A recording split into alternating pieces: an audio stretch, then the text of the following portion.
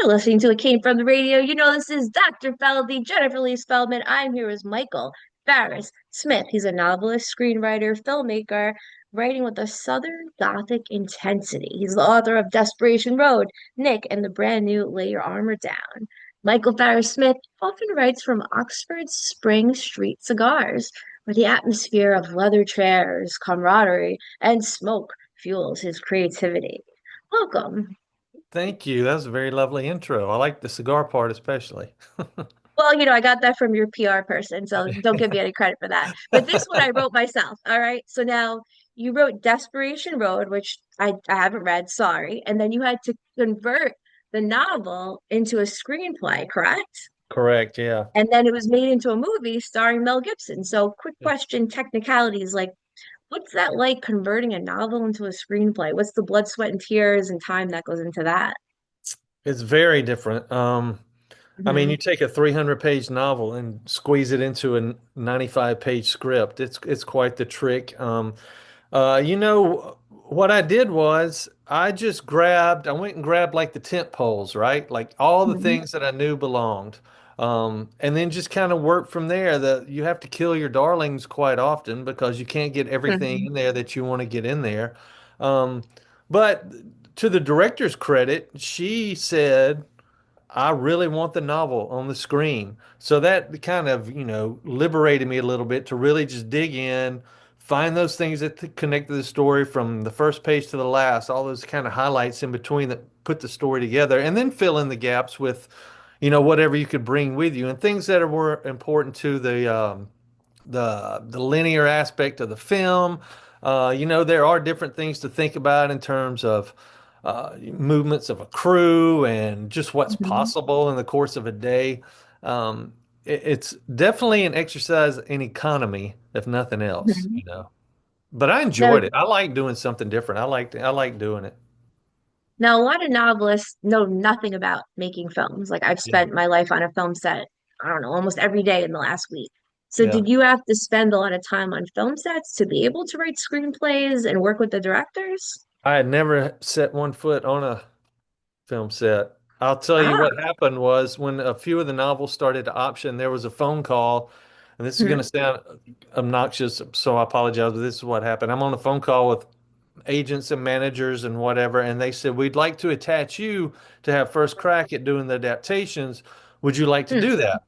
And I said, "Yes." And there was a long pause, and then somebody goes, "Do you know how to do that?" And I said, Right. "Yes, of course. Yeah, I know how to do it."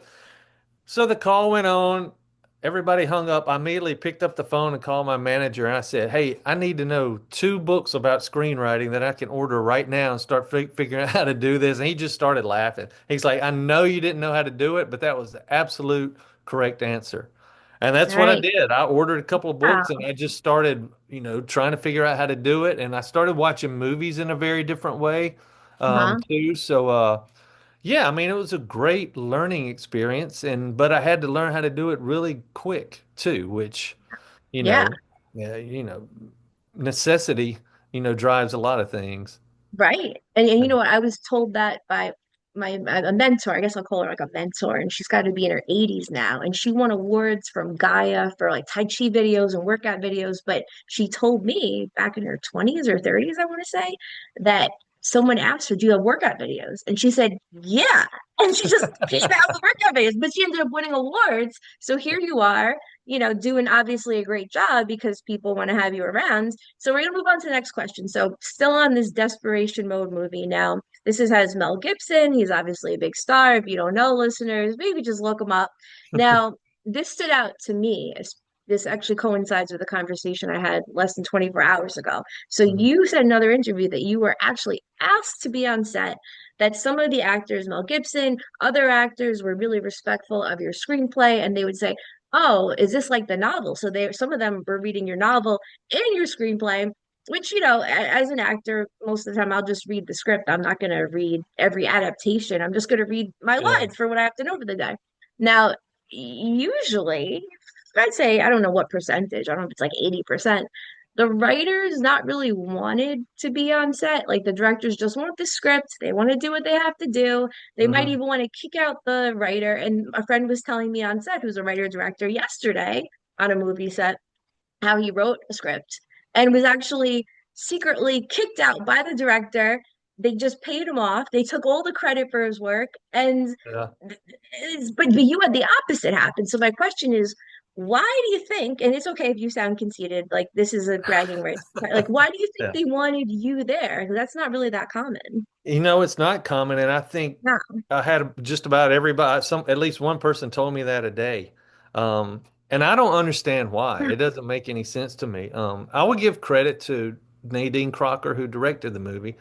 Okay. From the beginning, um, she says, I'm going to want you there. I want you on set because, a director's very busy too. So if there's rewrites or things to be done, I think she was, smart enough to kind of say, Michael and I get along and we've been together on this, and like he'll be a good asset to have there, which is how I treated it. I sat there and, she too, it was like if the actors have questions, they can ask you about them as well as ask Ah, me about them. And so that happened quite a bit. Like, Mel would come over before a scene and want to talk through it. And Garrett Hedlund and Willa Fitzgerald, many of the actors in it, just wanted to kind of pick my brain a little bit about, because I know the characters better than anybody, and I, spent a lot of time with them in the writing of a novel too. And with Desperation Road, to allude to that, when I got there on a Friday, and we were going to start shooting on a Monday or a Tuesday, and Nadine grabbed me and she goes, "We're not going to have as much money as we thought we were going to have." Like, big hmm, surprise, right? For an right. indie. We need to cut 11 pages off of this script. And I No. was I was like, How many? 11?" I mean, it was already pretty tight at like 101 pages. And Huh. I was like, okay. And I remember we were in Louisville, Kentucky, and I walked down the street to one of those bourbon distilleries and I grabbed a fifth of bourbon and I went in my hotel room for about 48 hours. And when when I came out, we had a 91-page script, and I somehow managed to do it without losing any of the story, which I think Wow. might be my best magic trick ever. But like, if I wouldn't have Yeah. been there, that would have been a tough situation for her and for them. Right. And then it happened Right. on a couple of other occasions, like this scene is 5 pages, it needs to be 3.5. Can you do that now? And I would go do it. So I don't understand why they're running writers off the sets. It seems to me like it would be an asset. I was Well, a very, lot of directors, there's ego. that's true. There's a lot They of want the that. credit, or they don't want, too many cooks in the kitchen. Because a That's lot of times right. a writer goes, "No, this is my idea," Yeah. but they must really respect your vision. That's really cool. Well, I'm not precious about it either. And like, I know what you're talking about. Like, there are a lot of egos involved. And I was there the way I was asked to be there, to be like support and to be like, if somebody wants to talk to me, talk to me. If we need help, I'm there to do it. And I wasn't real So, precious about things. I was kind of exhilarated to be there. Being on a movie set, watching your own, yeah, story being told is pretty exciting. So, I was just wanting to help however I could. And, yeah. fortunately, we had the type of relationship that allowed us to do that. That's the best. That's how I am on almost every set that I'm allowed to. I'll do makeup, I'll do acting, I'll carry stuff, whatever. If my hands are Yeah. free, let me help you. All right, so Yeah. more on connection now. You were wanting to connect with, I mean, you were welcome to connect with everyone on this set, it sounds like, and you have a desire to connect directly with the readers through Reddit and social media, which a lot of writers and just people that work in entertainment just don't want to be bothered with. So Yeah. why is it important to you that you connect directly with your readers? Well, I think a couple of reasons. Like, for one, I spend a lot of time sitting in a room by myself. Okay. When I'm writing a novel, it's months and months and months go by. It takes me 7, 8 months to a year to write a novel, and I'm not somebody who talks about a novel while I'm writing it either. I don't turn Mhm. in 50 pages and tell me, "Hey, what do you think?" and like start a Mhm. discussion with my editor. I wait until it's done, and when I feel like Right. I have the product. That's when I send it to my agent. That's when I send it to my editor. And that's when we start talking about it. So there is a tremendous amount of time where I'm just carrying it all around with me. and there's no Yeah. conversation being had. So I think once a book comes out, I'm um, kind of get into the process of going out and connecting with readers and booksellers and doing things on social media. It's kind of a relief, I think. Hmm. And also, I mean, damn, it's a hard business, man. The book business and Hmm. the film bit, they're all hard businesses. So like whatever I can do, um, to like share my experience or reach out to Hmm. readers or interact with readers or I'm happy to do it, you know? Why Well, not?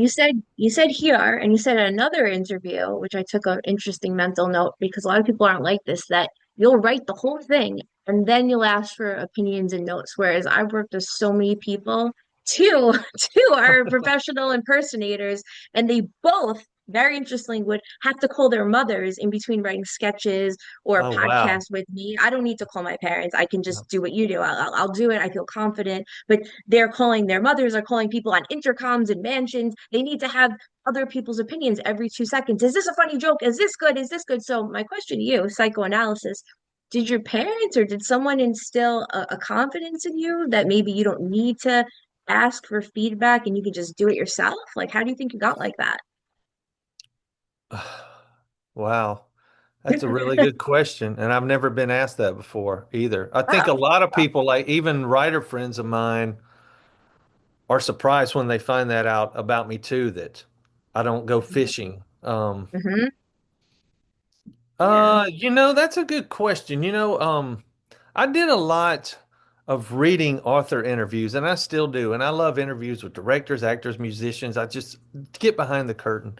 And there was Mhm. somebody had a quote that I read probably a long time ago before I even probably got a first novel published. And that quote was the writer's uh, the two greatest assets a writer can have is stamina and the undeniable belief in himself or herself. Right. And that is always clearly that is stuck in my head. And so I think when I'm working, that is somewhere in the back there to where I have the same doubts everybody else has. I'm as insecure as every other artist on the planet. But I do think when I start to work on something and I believe in something that I want to see it through in the way that I'm imagining, and the way that I'm believing in it, and the way that I see it and feel it Hmm. to the point to where I don't want to be messed with. Um, Oh, okay. I'm not anti-edit, I'm not anti-conversation, I'm not anti-revision, but for me as a writer and as a creator, if I give somebody the first 75 pages and say, "What do you think?" There's not one thing constructive that can be said to me that will be helpful because it's either going to be a reaction that might damage me a little bit and make me doubt even what I have going on, or it's going to be so glowing, it's not going to do me any good anyway, right? Okay. So I just keep going. Very interesting. All right. So now different. Moving on. I prefer to do everything at home. This Hmm. interview, every interview, I don't go to WGBB radio station anymore. I like to do photo shoots here. I got a studio behind me. I'm not traveling to stand in front of your backdrop. Maybe some people. Prop making at home. Basically, the saying for me is if it involves public bathrooms, I don't want to go. Okay, so now the cigar aficionado profile, it shows you writing at the Spring Street Cigars in Oxford, where apparently, so I was told from your PR person, you do most of your writing, which I would never want to leave here. I'd have to use a public bathroom. So what does that space give you Right. creatively that you can't get at home? Why write somewhere else? Well, let me tell you, I'm cheating the system a little bit because where I'm sitting right now is my little studio space, which I have. The Hmm. cigar shop is right across the street. So as far as public bathrooms go, I have everything I need like right here There when you I need. go. But I'm a morning worker. The cigar shop doesn't open till like till 10 o'clock in the morning. And I come over here in the morning, kind of gather myself, and I walk across the street and I sit outside before anybody's there under the trees. And I have a humidor here. I have plenty of cigars here in my office. There's something about, I started doing this about 2 years ago. There's something about lighting a cigar and having it there with me when I'm working that I think helps me kind of relax and focus. I think it's because that's my experience with cigar smoking anyway. It's like for me, it's Mhm. almost like a meditative time for me to where I'm not on my phone. I'm not really doing anything, but just kind of sitting and observing and listening and watching and kind of enjoying that hour and a half. And when I Yeah, kind of started doing that with a cigar while I was working, I just kind of noticed that those two things kind of went together really well. And it's sure. quiet under the trees, and it's early morning, and it's nice and cool outside, and there's just a tranquility in it. I think it just helps me unwind some to where I can really get into the work and experience the work the way I need to, you know? And plus, uh, I'm not afraid to try to do different things to get the wheels turning, and that has been working for me for a couple of years, and I think I'm gonna keep doing it until it doesn't work anymore. Yeah, that's how I feel about marijuana and edibles. Love it, Yeah, but not in the morning. At night, yeah. it's great. I know a lot of people might not agree with it. Sorry, Dad, but you know what? After sundown, if I have a productive day, I want to celebrate and then reflect. And it makes you paranoid, so I can think of, hey, did I say something that I shouldn't have said? Maybe you should work on that. You know, a little introspection is good for you. But anyway, now we're at the very end of the interview, so I'm just going to throw it back to you. Anything you'd like listeners, viewers to know about anything? Well, my most recent novel came out this summer, Mhm. Lay Your Armor Down, Perfect. which has been very happy with the response. So if you're looking for a place to start with me, I mean, that'd be a fine place to start, you know. But, you know, any of the novels, any of the films, anything, you know, I'm just happy to be out there and happy to still be doing it and happy to get to work tomorrow when I wake up, you know, keep going, keep trucking.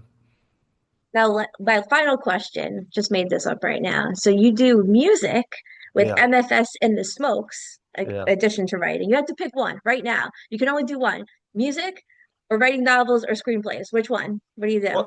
Well, all writers want to be rock stars, really.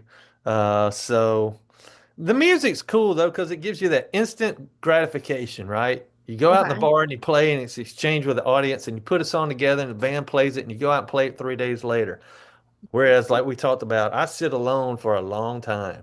So music feeds me in that way that's different from Mhm. everything else creatively, and I really dig it. It's a fun and even kind of thrilling thing sometimes.